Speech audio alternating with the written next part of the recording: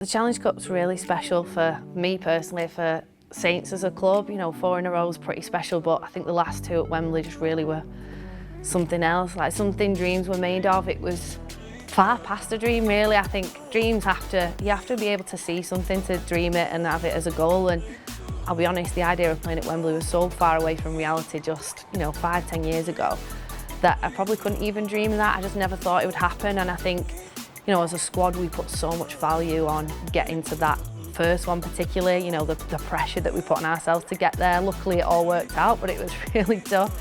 I think sometimes when you build towards something, it doesn't live up to your expectations, and actually it far exceeded it. Everything about it, the build up, the day, the coverage that we got from it, what it meant to our friends and family being there and experiencing that with us, it was magical. So yeah, we were desperate to do another one again when we felt how good it was. So yeah, to do it twice in a row now, really good, and particularly for the girls who missed out the year before. We wanted to do it for them because we knew how good it felt.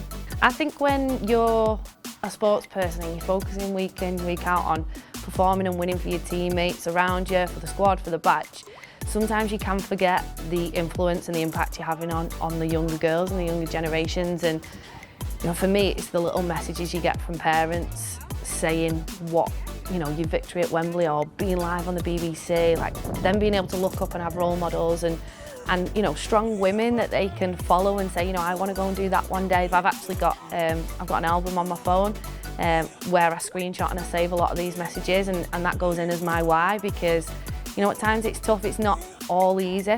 As a female sports person, there's a lot of barriers, there's a lot of challenges. Now it's great and people see all the good stuff now.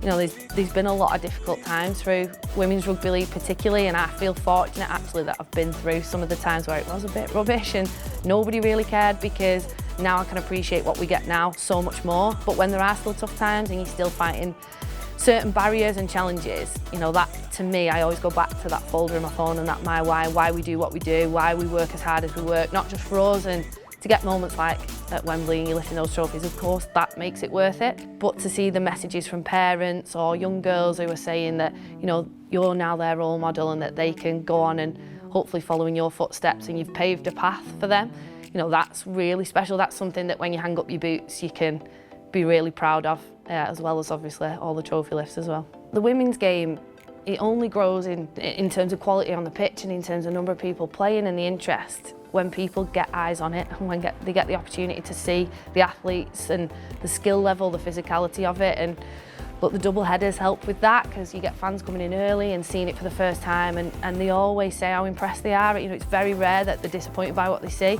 So for us, the fact that Sky back it and get what are the best fixtures in the women's calendar live on Sky, so that eyes can get on the sport and they can realise how good it is. It's growing our fan base, it's giving young girls the opportunity to see it and go, wow, playing live on Sky is incredible. And I think I've been lucky enough to do it a few times now, but it's never lost on me how important it is. And actually, I think we all feel the pressure as well to make sure that we perform, not just for Saints, not just for the 2 points that are on offer, but to make sure that we put Women's Rugby League in the best light we possibly can, so that anyone who does catch it, whether that be for 30 seconds or whether they tune in for the full 80, that they walk away from that going, wow, those girls can play, and actually, I'm interested, I might catch the next one. So, but we can't thank Sky enough, and obviously BBC throughout the Challenge Cup coverage, for allowing us to showcase what we do.